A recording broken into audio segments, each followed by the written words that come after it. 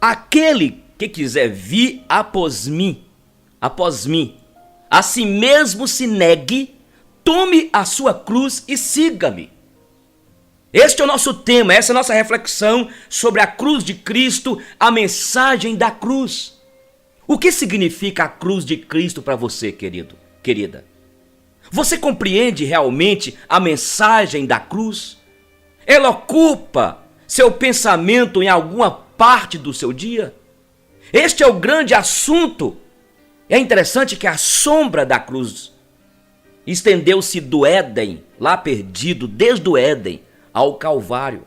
Na verdade, quando nós abrimos aqui a Bíblia em Gênesis, capítulo 3, aqui no versículo 14 e 15, nós entendemos, e é o próprio Evangelho, porque a mensagem da cruz já está embutida aqui, ó. A mensagem da cruz, quando Deus disse que da semente da mulher nasceria aquele que haveria de vir para esmagar a cabeça da serpente. E ele veio. Então, a sombra desta cruz, desse lenho, estendeu-se desde aqui, olha, do Éden, Gênesis, ao Calvário. Ela era vista nos cordeiros imolados da era patriarcal. Quando naquele momento Abraão subiu naquele monte para entregar Isaque como oferenda a Deus. Quando Deus pediu para que ele sacrificasse o seu único filho, que era Isaque, o filho da promessa. E quando ele sobe naquele monte para sacrificar, aquela pergunta de Isaque: pai, aqui está o fogo, a lenha, o cutelo, tudo prontinho. Mas onde está o cordeiro para sacrifício, para o holocausto? E Abraão disse: o Senhor proverá. O Senhor proverá. E ele proveu. Ali já estava mostrando, na verdade, que o Filho de Deus, Jesus Cristo, que viria para esmagar a cabeça da serpente, veio e Deus já havia provido. É este Deus que nada o apanha de surpresa. Algo que eu gosto sempre de dizer é que ele não foi apanhado de surpresa na queda de Adão. É o Deus soberano que sabe de tudo, que fez todas as coisas. No princípio criou Deus os céus e a terra. No princípio, Bereshit bara, do nada, ele criou todas as coisas e mantém todas as coisas e sustenta todas as coisas, e já tinha planejado, mesmo antes da fundação, da criação de todas as coisas, o Cordeiro Imaculado, o seu Filho, que viria e veio e morreu na cruz por nós. Então, veja bem, os cordeiros imolados da era patriarcal, os serviços que eram prestados pelos levitas, pelos sacerdotes, no santuário, já apontava para a pessoa de Jesus Cristo, para a cruz. Os sacrifícios de animais apontavam para a cruz. A cruz do Calvário, a cruz de Cristo. Muito cedo em sua vida, Jesus entendeu que aqueles sacrifícios simbolizavam a sua morte. Durante o seu breve ministério de 3 anos e meio, Jesus revelou aos discípulos que ele deveria padecer, ser morto, porque estava escrito, desde Gênesis aqui, capítulo 3, Isaías, o profeta messiânico, tudo apontava para a vinda do Cordeiro Imaculado de Deus.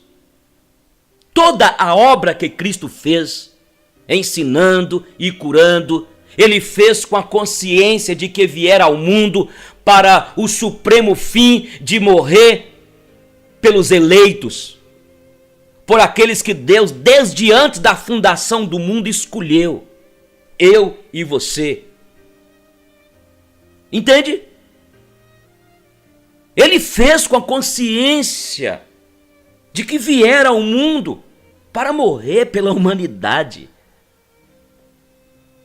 E a Bíblia diz aqui em Pedro que o maior desejo de Deus é que toda a humanidade, todas as pessoas sejam salvas.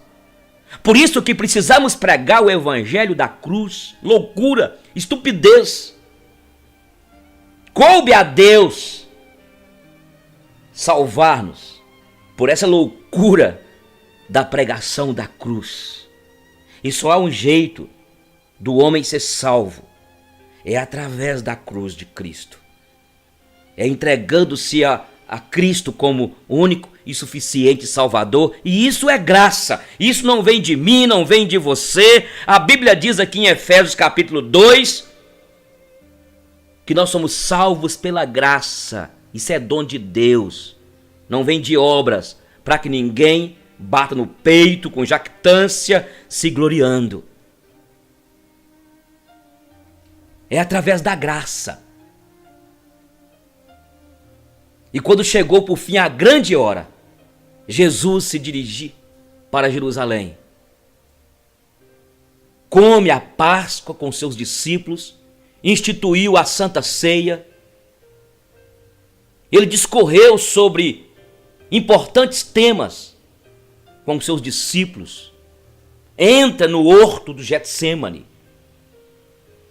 E naquele tranquilo retiro ali, no Getsêmani, ele contemplaria o preço a ser pago pela redenção do homem, ao considerar o sacrifício pelo qual teria que passar.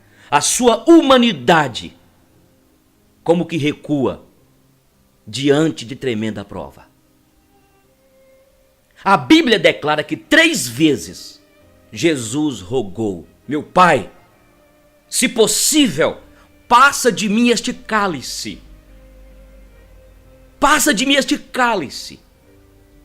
Então, o nosso Senhor, o nosso Salvador, sofreu intensamente, povo de Deus. A agonia dominou e o fez suar. E naquele suor saía, exauria gotas de sangue. Ali mesmo no jardim, Jesus foi preso, ele foi levado aos dirigentes religiosos, que numa farsa de julgamento o condenam à morte. O procurador romano ratifica a sentença. Então ele foi conduzido ao Calvário, pregado numa cruz e levantado entre salteadores. Que quadro impressionante! O inocente Filho de Deus sofrendo no madeiro entre criminosos comuns. A própria natureza simpatiza com o seu autor. O sol se recusa a brilhar e densas trevas cobrem aquela região toda. A terra treme e as rochas se fendem. E no auge do seu sofrimento, o Salvador, o nosso Senhor, queridas, exclama: Deus meu, por que me desamparaste? Como disse Stanley Jones, missionário lá na Índia, ele falando que aqui começaram as perguntas, os porquês. Deus meu, por que me desamparaste? Esse brado de Jesus vem de sentir-se abandonado por Deus. A luz da presença do Pai fora dele retirada. E por que isso? Tudo por mim e por você. Durante aquelas negras horas na cruz do Calvário, Jesus se fizera pecado. A Bíblia diz: aquele que não conheceu o pecado, ele o fez pecado por nós. Então Jesus assumiu a culpa do mundo, os pecados de toda a humanidade, em todos os tempos, incluindo os meus pecados, queridos, os teus pecados, minha irmã. Os teus pecados, você, irmão, que desviou, que pecou, está distante de Deus, e Deus está me usando agora, o Senhor Jesus que morreu por ti, me usando para dizer para que você volte, porque esta cruz continua pingando sangue para purificar-te. Talvez você desviou, você distanciou de Deus.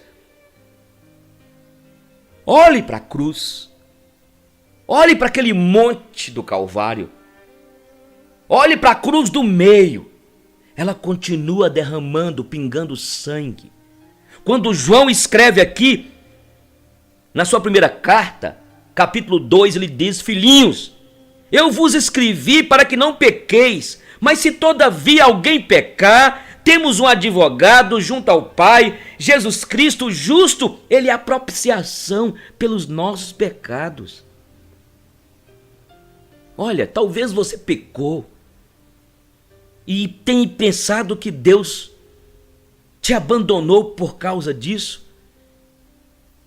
Mas na verdade, você pecou e você mesmo é o pecado que fez separação de você de Deus. É o que diz aqui Isaías, que a mão de Deus não está encolhida. Os ouvidos de Deus não estão fechados, vedados, para que não ouça a minha oração e a sua oração, mas são as nossas iniquidades que fazem separação entre nós e Ele. E Ele está me usando agora para dizer para você que se você confessar a Ele os teus pecados, e sejam quais forem eles, o sangue dele te purifica de todo pecado. Você crê nisso, querido? Você crê nisso? O Senhor fez cair sobre ele as tuas iniquidades, os nossos pecados. Isaías 53 fala e mostra ele carregou sobre si os nossos pecados, sobre o madeiro os nossos pecados, para que nós mortos aos pecados, vivamos para a justiça. Por suas chagas fomos, e foste, minha irmã, meu irmão, sarado. Fomos sarados. O pecado é a rebelião contra o céu e traz em si a separação de Deus. Assumindo o pecado do homem, Jesus sofreu o que o homem teria que sofrer por ter pecado, por ter abandonado Deus. A Bíblia diz aqui em Romanos que todos pecaram e banidos estão, distantes estão da glória de Deus. O texto aqui diz que por causa de um entrou o pecado no mundo, mas também por um, o justo, o Filho de Deus, o Emanuel, nós podemos ter a salvação, a vida eterna e a purificação dos nossos pecados. Este Adão, Jesus, segundo Adão fiel, nasceu da Virgem Maria, concebido pelo poder do Espírito Santo, nasceu sem pecado, cresceu incólume e morreu naquela cruz, naquele lenho, por mim e por você. Então, peça perdão. O sangue de Jesus te purifica de todo pecado. O pecado é a rebelião contra o céu e traz em si a separação de Deus. Assumindo o pecado do homem, Jesus sofreu e que o homem teria que sofrer, eu volto a dizer, mas ele assumiu. Esta é a mais tremenda experiência em que pode sobreviver a um ser humano, o afastamento da presença de Deus. A consciência de separação do Pai e o senso do abandono envolveram Jesus em densas trevas e produziram nele angústia tal que jamais será plenamente compreendida pelo homem.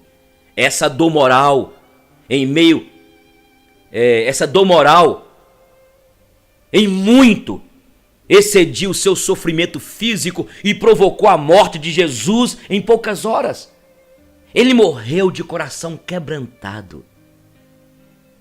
E isso, querido, ei querida, e isso ele fez voluntariamente. Porque Deus me amou e te amou de tal maneira que deu seu Filho unigênito para que todo aquele que nele crê não pereça, mas tenha a vida eterna. E isso ele fez voluntariamente, não porque os líderes religiosos quisessem, não porque o forçaram. Quando Pedro usou a espada para defendê-lo no Getsemane, Jesus o repreendeu duramente com as palavras: acaso pensas que não poderia rogar ao meu Pai e ele me mandaria neste momento mais de 12 legiões de anjos? Poderosos anjos de Deus poderiam ter intervido. Milhares deles estariam ao seu lado para defender o nosso Cristo, o nosso Salvador, se o quisesse. Mas, por sua livre escolha, Jesus se deixou prender e amarrar e maltratar, deixou-se pregar naquela cruz, na qual morreu por mim e por você, por todos, pela humanidade. Foi por amor que Jesus sofreu, foi por amor que Jesus tudo sofreu naquele Calvário, ele se entregando ali, ele se pendeu ali naquela cruz por mim e por você. O amor de Jesus transcende o nosso entendimento. Nós amamos os que nos amam, não é verdade? Vivemos numa sociedade pós-moderna, do hedonismo, do prazer. E nós amamos as pessoas que nos amam. É uma troca. Jesus, ele amou os seus inimigos. Em Romanos capítulo 5, versículo 8 nos diz que Deus prova o seu próprio amor para conosco pelo fato de ter Cristo morrido por nós, sendo nós ainda pecadores. Éramos inimigos da cruz, mas ele se entregou por nós. Olha, nós tínhamos uma dívida grande. Por isso você que está me ouvindo, você que acessou aqui o nosso canal, preste atenção que eu vou dizer para você. Talvez você está magoado com alguém, talvez você está aí com o coração ferido de alguém que te magoou, e você precisa de perdoar. Perdoe. A minha dívida, a sua dívida para com Deus era infinitamente maior. Por isso que Jesus, quando foi levantado naquela cruz, ele nos atraiu para si. E a ideia é para que nós compreendamos isso quando ele diz: Pai, perdoa-lhes porque eles não sabem o que fazem. Ele perdoou seus algozes. Outra ilustração, fato brilhante, que mexe com o nosso espírito, foi Estevão, o grande diácono, o Marte, que foi levado para a praça para ser apedrejado. Ele contempla o Senhor sentado no seu trono, ao lado do Senhor, e ele fala: não lhes impute, Pai, Deus, este pecado, os seus algozes. Então preste atenção, nós devíamos a Deus infinitamente mais. Perdoe aquela pessoa que te machucou, que te magoou. Quem não perdoa adoece e se deforma como gente, e é isso que Jesus quer nos ensinar. Ele foi erguido naquela cruz por nós. O nosso escrito de dívida, aquela cédula que estava lá no cartório do juiz supremo, Deus, Jesus rasgou, cravando na cruz a minha dívida, a sua dívida. E agora nós somos livres, libertos. Nós não temos dívida alguma diante do tribunal de Deus, porque o seu Filho Jesus Cristo, o Filho de Deus, Jesus Cristo, ele se entregou por nós, e quando ele foi erguido naquela cruz, esta cédula, essa dívida, Ele conquistou a nossa liberdade cravando naquele madeiro. Nós fomos sarados, irmãos e irmãs. Tá ligado, querido? Foi por amor que Jesus sofreu. A cruz de Cristo não é só instrumento de Deus para a expiação do pecado. Nela Jesus de fato pagou a pena dos nossos pecados.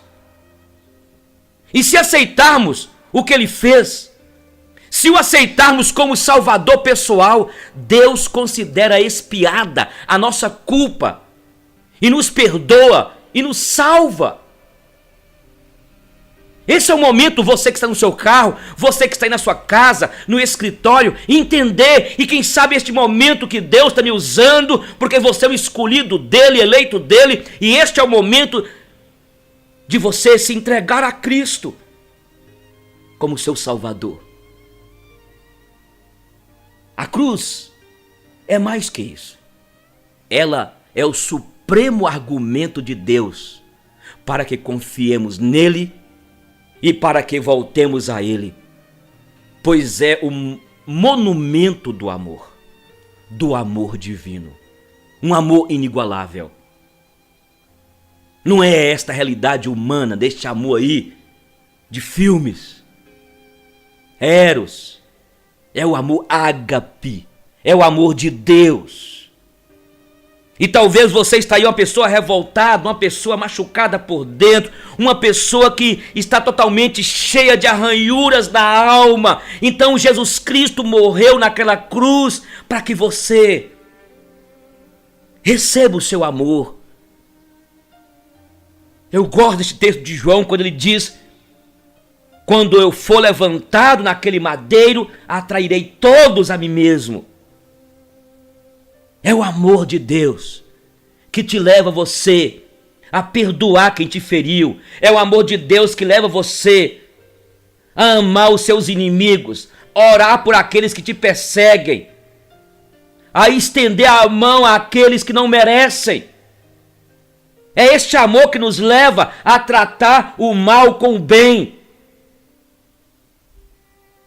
Escute, toda história sagrada é a história do amor de Deus para com seus filhos. Mas na cruz esse amor se sublima. O Calvário foi em nosso benefício. A morte de Jesus não deve ser encarada como um mero acontecimento histórico para ser conservado nos livros e lembrado uma vez por ano. Não! Sua morte deve ser comemorada a cada dia pelos que amam o Salvador. Naquele dia escuro, Jesus expiou a culpa de todos os nossos pecados e abriu a porta do céu para você e para mim. Se você fosse o único habitante da terra, Jesus morreria, faria tal sacrifício de amor, mesmo que fosse somente por você. A Bíblia diz que a sua alma, meu querido, vale mais do que o mundo inteiro. Ei, jovem, o que você está fazendo com a tua vida? O que você está fazendo com a tua vida? Você não está valorizando a tua vida. É preciso você hoje entregar o seu coração. E ele verá que o seu sacrifício não foi em vão. Este é o verdadeiro significado da cruz do Calvário. Aquele que vir após mim, a si mesmo se negue, tome a sua cruz e siga-me. E para você que é cristão, irmão, nós estamos vivendo hoje um evangelho diferente daquele que está registrado aqui nas Sagradas Escrituras. Nós estamos vendo que, como tem aumentado o número de crentes, as igrejas estão cheias, abarrotadas de pessoas. Mas a pregação hoje não tem sido a pregação da cruz. Porque se você quiser ir após Cristo, negue-se a si mesmo. Abandonar esta vida de pecado, esta vida de euforias descomprometidas. Negar a si mesmo é você entender que depois que você se entregou a Jesus, agora você deve fazer a vontade dele. Você deve sacrificar-se. Negar a si mesmo é abandonar esta vida de pecado que você está vivendo. Conversão é a renúncia das coisas que não valem a pena. O que nós temos ouvido hoje, gente? As pregações. É hoje o humanismo exacerbado. É o teocentrismo dentro das igrejas. Tudo é em benefício do homem. Você vai conseguir, você vai prosperar, determina a sua cura, determina o seu milagre. Não há cruz. E quando fala aquele que quer vir após mim, negue a si mesmo. Negar a si mesmo, meu irmão. Escute, negar a si mesmo é negar essas preferências, essa vaidade. Até mesmo os sonhos que você tem, você deve chegar diante do Senhor. Eu sacrifico, eu coloco diante do altar. Tomar a cruz. A pregação não tem sido assim? Deus vai te exaltar, não é assim? Ah, não, Deus vai te exaltar, meu irmão. Olha, você está sofrendo aí perseguição, mas um dia eles vão ver, viu? Até seu pastor vai ver, até os irmãos vão ver, viu? Você vai estar no altar cantando, erguendo a taça da vitória, o prêmio da vitória. Você vai estar lá e eles vão estar lá embaixo, tristes, angustiados. Deus vai te exaltar. Mas a pregação da Bíblia fala que o mundo irá nos odiar. É o que Jesus diz aqui, a palavra de Deus diz no Sermão do Monte. O próprio Jesus diz aqui também em João, que no mundo passaríamos por aflições. Aqui diz que nós seríamos odiados, perseguidos. Nós seríamos odiados, inclusive, pelos da própria casa. E Jesus diz que ele não veio trazer paz, mas ele veio trazer espada.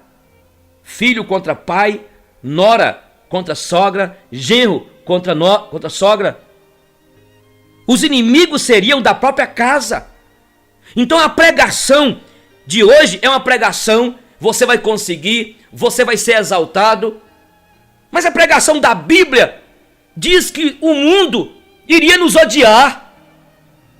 Seríamos perseguidos, seríamos odiados. A pregação de hoje, Deus vai te dar uma bênção. Você vai conseguir. Você tem promessas. E aquilo que você não conseguiu ainda, mas Deus vai restaurar todos os teus sonhos. Tem sonhos que Deus não vai restaurar, porque não estão debaixo da sua vontade. Então, esta pregação, Deus vai te dar uma bênção. Só que Jesus diz em João 16:33, no mundo tereis aflições, passareis por aflições. Serão exprimidos, serão perseguidos. Seremos. Estou falando sobre a cruz de Cristo, gente. E para você, meu irmão, aprender que se você negar a si mesmo e carregar a cruz, você vai ter consequências. Não é? A pregação agora é só vitória, é só vitória. Vocês estão vendo que ninguém... Eu não sei se você aguenta, mas a maioria das músicas cantadas, né? Naquele tom menor para poder emocionar o povo. Agora é só vitória, é só vitória, é só vitória, é só vitória.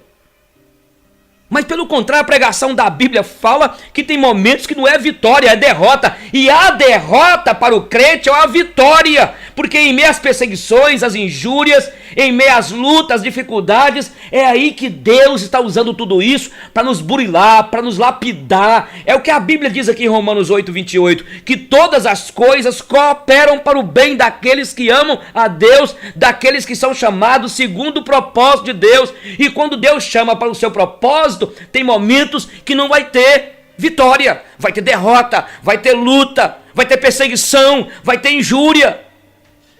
Então quando a Bíblia diz, Tem de bom ânimo. É outra mostrando que nós passaremos por lutas, por dificuldades. Não é verdade? Mas o que é que diz hoje? As pessoas mostram, a pregação é esta: Deus quer somente seu coração. Quer dizer, quer só o coração. Gente, a ideia de coração na Bíblia é uma ideia de toda a complexidade do ser. Quando a Bíblia fala, olha, amarás o Senhor teu Deus de todo o teu coração, de toda a tua alma, de todas as tuas forças, de todo o teu entendimento, e está falando do seu ser, não é divisão. Deus quer somente seu coração. Não, irmão, Deus quer você todo. Por isso, negue-se a si mesmo. É a pregação aqui da cruz de Cristo. Negue-se a si mesmo, tome a sua cruz e siga-me. Quem sabe você vai ter que terminar esse namoro seu. Quem sabe você vai ter que sair de um trabalho porque está comprometendo o seu caráter cristão de nova criatura. Essas mentiras, essas falcatruas. Então Deus não quer somente seu coração, Deus quer você todo. Deus quer o teu palavreado. Deus quer os teus sentimentos, a sua vida afetiva. Deus quer o seu trabalho, para que você seja honesto, íntegro. Olha a pregação de hoje. Deus vai te restituir 10 vezes mais. Por favor, gente. Mas é o evangelho pregado hoje, o evangelho sem cruz, o evangelho triunfalista, o evangelho que o crente tudo pode, o evangelho que o crente não adoece, e Deus vai te restituir 10 vezes mais. A Bíblia diz: não ajunteis para vós tesouros aqui na terra, onde a traça e a ferrugem corroem, mas ajuntem para vocês tesouro nos céus, é lá. A Bíblia diz aqui em Timóteo, capítulo 6, que muitos, nesse desejo louco de ficarem ricos, caíram em tentação, em godo e muitas ciladas do diabo. Quantos que estão desviados aí? Então, querido, Deus não vai te restituir 10 vezes mais, sabe por quê? Porque aquilo que você perdeu foi Deus que permitiu você perder, para poder tornar você uma pessoa simples, humilde. Você está entendendo? Ah, mas Deus restituiu Jó. Vai viver o que Jó viveu. Vai viver. Vai viver o que Jó viveu, filho. Deus vai, olha o que falam aí, Deus vai realizar seus sonhos. Deus vai, tá parecendo aquele povo lá dessas pedras de tarô, né? Esse pessoal aí dessas seitas. Deus vai realizar seus sonhos. Querido, eu vou pregar uma palavra pra você aqui agora. Deus não vai realizar seus sonhos, porque seus sonhos são vaidosos, porque seus sonhos são egocêntricos, porque seu sonho é para satisfazer a sua carnalidade, porque os teus sonhos são sonhos só para poder pensar em você mesmo, seu ego, a sua vaidade. Você é altivo. Então Deus não vai realizar os seus sonhos. Não vai. A Bíblia diz aqui, olha, quem perder a sua vida, salvá-la-á. Quem ganha a sua vida neste mundo aí, querendo realizar sonhos, perdê-la-á. Mas quem perder a sua vida por amor a Jesus, ganhá-la-á. Querido, escute. Olha o que o pessoal está pregando ultimamente. Deus tem coisa grande para você. Deus tem coisas grandes para você. Só está pensando no material. É o carro importado, é o apartamento de 250 metros, é o sítio, é o carro, né, maravilhoso. Já tem até alguns, já diz que está profetizando avião. Você vai comprar um jatinho, Deus tem coisas grandes para você. Não é assim que pregam? Mas a Bíblia fala, entre pela porta estreita, essa é a mensagem do evangelho. Eu não estou dizendo, gente, eu não sou contra o crente prosperar, não. Mas essa ideia aí, que você é cabeça e não cauda. Meu irmão, olha pra cá, ô pastor, ô bispo, apóstolo, ô bispa, apóstola, porque agora virou, tem querubinho, hoje tem tudo, aqui um dia é Deus. Você já ensinou para suas ovelhas o que é um mandato cultural? Para você parar de pregar essa palhaçada de que os crentes são cabeça. Você não pode mais ser empregado, você tem que ser patrão. Aí os bobos põem a empresa, não tem energia desprendida para isso, porque a Bíblia fala que nem todos são líderes, nem todos são cabeça, nem todos foram chamados com essa capacidade de administrar, gerenciar. Tem muita gente que nasceu e não adianta mudar isso para ser empregado mesmo. Isso é mentira, gente. Isso é ilusão. Mas aí você vai ser cabeça e não cauda. Você vai colocar a sua empresa. Aí tá um bando de bobos aí frustrados com Deus, blasfemando contra Deus, porque foi na onda do apóstolo, do bispo. Porque esse povo, eles são comercializantes da fé. Eles são, aquilo que eu preguei aqui, os ladrões. Os ladrões. O ladrão de João 10:10. O ladrão vem matar, roubar e destruir. E o ladrão aqui de João 10:10 não é o diabo, é o pastor. O falso pastor, que pastoreia as ovelhas de Deus com um falso evangelho, porque o contexto do texto está falando disso. São os pastores que estão aí ludibriando as ovelhas de Deus, enganando-as. São os cães de Apocalipse que querem lamber a carne, as feridas, o sangue. Então aí, nós temos de voltar ao genuíno evangelho, gente. Aquele que quer vir após mim, a si mesmo se negue. Tome a sua cruz e siga-me. A primeira parte dessa mensagem eu ministrei especialmente às pessoas que ainda não se entregaram a Cristo, falando da mensagem da cruz, da morte de Jesus Cristo, e agora eu estou ministrando aqui para você, irmão. Fica falando aí, Deus tem coisas grandes para você. A Bíblia fala para você entrar pela porta estreita, porque largo é o caminho que leva à perdição. É a cruz, meu irmão. Nem tudo que você quer você vai conquistar. Por isso nós aprendemos com o nosso mestre, Jesus Cristo, a pedir sempre na oração nossa a vontade do Pai. Mas a Bíblia diz, pastor, tudo que pedis em meu nome, tudo. Não pega versículo isolado não, gente boa. Nós temos 66 livros nessa biblioteca santa aqui. Esse é o problema da hermenêutica de alguns. Pegam textos isolados. Faça igual aquele cara lá, esposo da mulher que era alcoólatra, que pegou a Bíblia e chegou lá e viu assim, olha, Judas foi e enforcou-se. Aí ele fechou a Bíblia e abriu em outro lugar. Vai tu e faças o mesmo. Aí ele ficou meio angustiado, abriu novamente. O que ainda esperas? Fica pegando versículo isolado não, cara. Tá aqui, pastor, olha, tudo que pedires ao Pai, em meu nome eu farei. Mas você pegou um versículo isolado. Nem tudo que nós pedirmos ao Pai, Ele vai dar, porque não está na vontade dEle.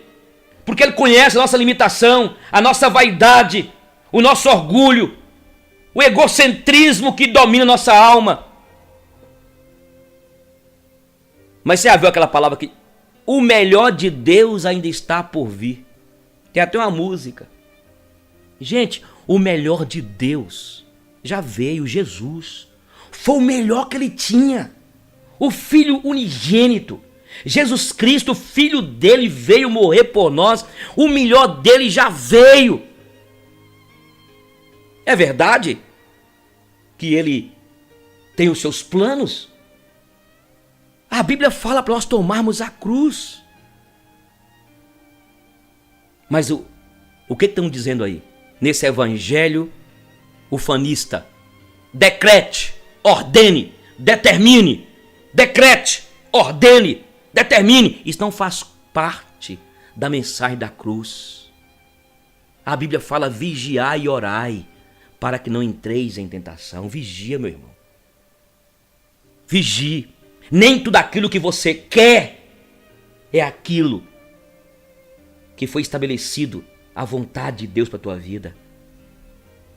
Dá para você entender, irmão? Aquele que quiser vir após mim, a si mesmo se negue, tome a sua cruz e siga-me. Aquele que não deixar pai, mãe, irmãos, casas, bens por amor a mim, não é digno de mim. Deste mundo nós não iremos levar nada, bênção. Não estou dizendo que você não possa trabalhar honestamente, adquirir seus bens, o seu apartamento, sua casa, outro apartamento. Trabalhe honestamente. Se Deus te deu energia desprendida quanto a isso, faça. Mas cuidado, para que você não seja enganado por essa mensagem que não tem cruz, por esses apóstolos, por esses bispos, missionários, pastores que não passam dos ladrões aqui de João 10:10. O ladrão vem somente matar, roubar e destruir. E o ladrão aqui não é diabo, o ladrão aqui é o pastor, é o apóstolo, é o missionário, que não é de Deus. É aquele que vem para enganar, para desviar o povo de Deus. Para desviar o povo de Deus. São os pastores lá de Ezequiel que dispersavam as ovelhas e Deus tratou duramente. Temos que ter cuidado, irmãos. Mas qual a mensagem de hoje? É a mensagem da prosperidade, do determinismo. Você pode, você consegue. Esses dias chegou uma irmã na igreja, uma pessoa chegando, congregando nossa igreja. Pastor Eugênio, eu estou vindo para a igreja aqui, olha, estou vindo para a igreja aqui e o Senhor vai orar por mim, porque eu tenho de desencalhar, viu, pastor? Eu tenho de desencalhar, o Senhor vai orar por mim para determinar aí a bênção. Ela não me conhecia ainda, chegou agora. Aliás, visitou-nos. É assim que o povo está, irmão. Só quer pensar em mim, na minha satisfação. Na minha satisfação. O evangelho da cruz é o evangelho que você tem que negar a si. A águia é a ave que possui a maior longevidade da espécie. Vive cerca de 70 anos. Porém, para chegar a essa idade, aos 40 anos, ela precisa tomar uma séria e difícil decisão. Aos 40 anos de idade, as suas unhas estão compridas e flexíveis e já não conseguem mais agarrar as presas das quais se alimenta. O bico alongado e pontiagudo curva-se. As suas asas tornam-se pesadas em função da grossura das suas penas. Estão envelhecidas pelo tempo. Já se passaram 40 anos do dia em que a jovem águia lançou o voo pela primeira vez. Hoje, para a experiente águia, voar já é bem difícil. Nessa situação, a águia só tem duas alternativas: deixa-se morrer ou enfrentar um doloroso processo de renovação que irá durar 150 longos dias. Esse processo consiste em voar para o alto de uma montanha e lá se recolher no ninho que esteja próximo a um paredão, um local seguro de outros predadores e de onde, para retornar, ela necessite dar um voo firme e pleno. Ao encontrar esse lugar, a águia começa a bater o seu bico contra a parede até conseguir arrancá-lo, enfrentando corajosamente a dor que esta atitude acarreta. Pacientemente espera o nascer de um novo bico, com o qual irá arrancar suas velhas unhas. Com as novas unhas, ela passa a arrancar as velhas penas. Após 5 meses, a águia renascida sai para o famoso voo de renovação, certa da vitória e de estar preparada para viver por mais 30 anos.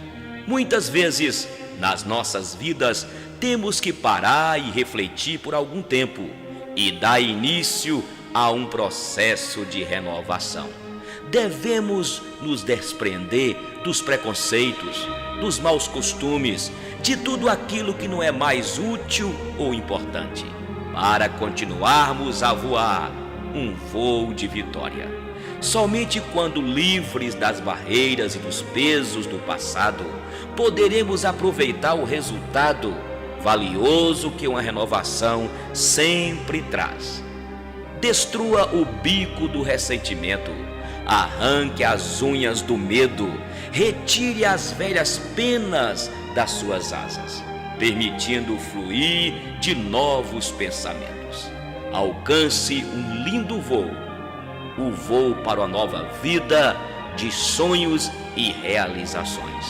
Tenha sempre em meta, voe alto e seja feliz.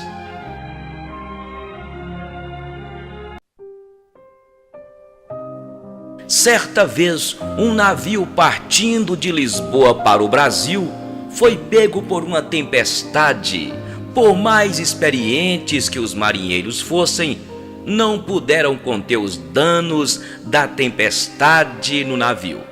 Remos e velas estavam completamente destruídos após a tempestade.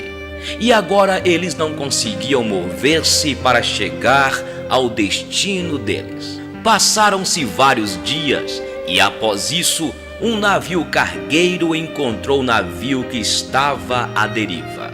Ao embarcarem no navio, ficaram surpresos e arrepiados ao descobrirem que toda a população do navio estava morta e a maioria tinha sido morta por sede.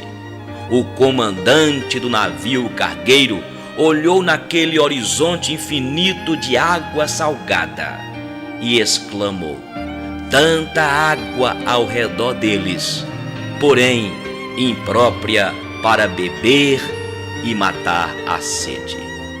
Hoje vivemos em um mundo repleto de coisas ao nosso redor. Muitas delas aparentam satisfazer a nossa sede, porém a nossa sede é espiritual e passamos a vida bebendo coisas que não vão satisfazer a nossa sede. Somente Jesus pode fornecer essa água que irá matar a nossa sede. Somente por meio dele podemos evitar essa desidratação moral tão aguda em que a humanidade enfrenta. Aquele que tem sede, venha e beba de graça da água da vida. Eu sou a água viva, disse Jesus. O pastor foi chamado para orar por um homem muito enfermo. Quando entrou no quarto, encontrou o pobre homem na cama com a cabeça apoiada num par de almofadas. Havia uma cadeira vazia ao lado da cama, fato que levou o pastor a pensar que o homem estava aguardando a sua chegada. Suponho que o Senhor estava me esperando, disse o pastor. Não, quem é você? Respondeu o homem enfermo. Sou o pastor que a sua filha chamou para orar por você. Quando entrei e vi a cadeira vazia, por isso eu imaginei que você soubesse que eu viria visitá-lo. Ah, sim, a cadeira vazia, ela tem uma história. Conte, meu amigo, pediu o pastor. Eu não sabia orar, nunca aprendi, pois sempre achei que Deus estava muito distante de mim, ocupado com coisas mais importantes. Até que um amigo me disse: orar é muito simples. Orar é conversar com Deus. Quando quiser falar com Ele, sente-se numa cadeira e coloque uma outra à sua frente, vazia, e pela fé, converse com Jesus.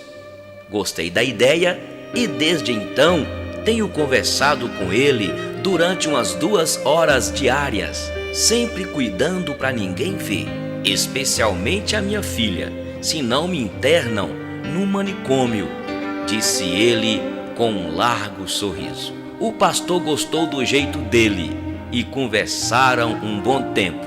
Por fim, oraram juntos e o pastor foi embora. 2 dias mais tarde, a filha de José comunicou que o seu pai havia falecido.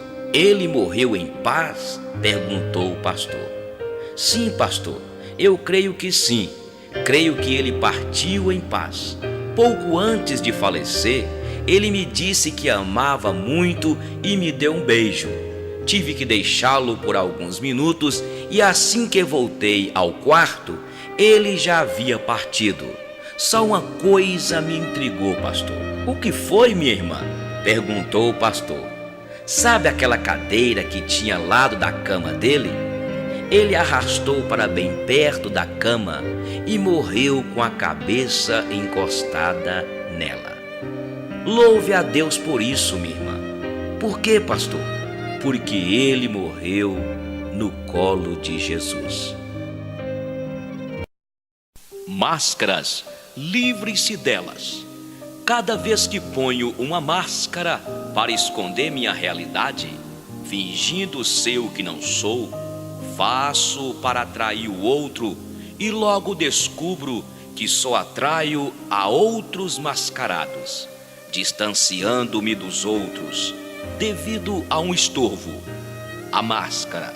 Faço para evitar que os outros vejam minhas debilidades e logo descubro que, ao não verem minha humanidade, os outros não podem me querer pelo que sou, senão pela máscara.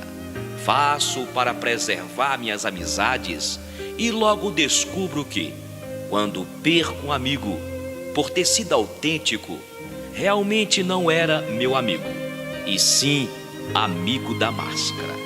Faço para evitar ofender alguém e ser diplomático, e logo descubro que aquilo que mais ofende as pessoas, das quais quero ser mais íntimo, é a máscara. Faço convencido de que o melhor que posso fazer para ser amado, e logo descubro o triste paradoxo. O que mais desejo obter com minhas máscaras é precisamente o que não consigo com elas. Portanto, queridos e queridas, amigos, sejam sempre vocês mesmos. São maravilhosos do jeito que são. Assim, sem mais nem menos, do jeito de vocês. Únicos, insubstituíveis, nem melhor, nem pior que ninguém. Simplesmente vocês. Cirilo Veloso Moraes. Depois de algum tempo você aprende a diferença, a sutil diferença entre dar a mão e acorrentar a alma. E você aprende que amar não significa apoiar-se, e companhia nem sempre significa segurança.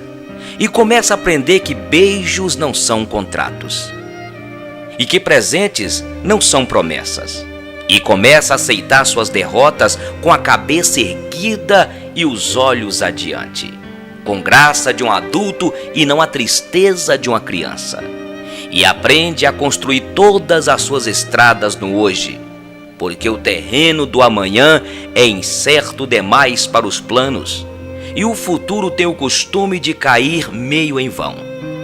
Depois de algum tempo você aprende que o sol queima se ficar a ele exposto por muito tempo. E aprende que, não importa o quanto você se importe, algumas pessoas simplesmente não se importam. E aceita que, não importa quão boa seja uma pessoa, ela vai feri-lo de vez em quando, e você precisa perdoá-la por isso. Aprende que falar pode aliviar dores emocionais. Descobre que leva-se anos para construir confiança e apenas segundos para destruí-la. E que você pode fazer coisas em um instante, das quais se arrependerá para o resto da vida. Aprende que verdadeiras amizades continuam a crescer, mesmo a longas distâncias. E o que importa não é o que você tem na vida, mas quem você tem na vida. E que bons amigos são a família que nos permitiram escolher. Aprende que não temos que mudar de amigos, se compreendermos que os amigos mudam. Percebe que seu melhor amigo e você podem fazer qualquer coisa ou nada e terem bons momentos juntos. Descobre que as pessoas com que você mais se importa na vida são tomadas de você muito depressa. Por isso, devemos deixar as pessoas que amamos com palavras amorosas. Pode ser a última vez que as vejamos. Aprende que as circunstâncias e os ambientes têm muita influência sobre nós, mas que nós somos responsáveis por nós mesmos. Começa a aprender que não se deve comparar com os outros, mas com o melhor que você pode ser. Descobre que leva muito tempo para se chegar aonde está indo, mas que, se você não sabe para onde está indo, qualquer lugar serve. Aprende que ou você controla seus atos ou eles o controlarão. E não importa quão delicada e frágil seja uma situação, sempre existem dois lados. Aprende que heróis são pessoas que fizeram o que era necessário para fazer, enfrentando as consequências. Aprende que paciência requer muita prática. Descobre que algumas vezes a pessoa que você espera que o chute quando você cai é uma das poucas pessoas que o ajudam a levantar-se.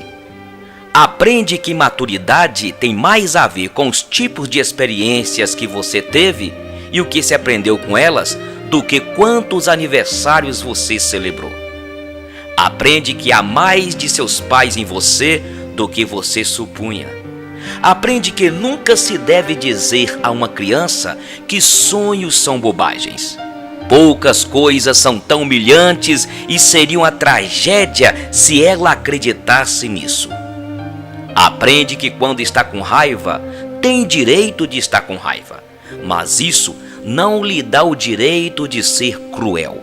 Descobre que só porque alguém não o ama mais do jeito que você quer, não significa que este alguém não o ame com todas as forças, pois existem pessoas que nos amam, mas simplesmente não sabem como demonstrar ou viver isso.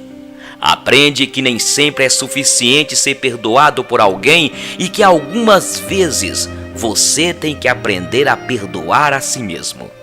E que, com a mesma severidade com que julga, será em algum momento condenado.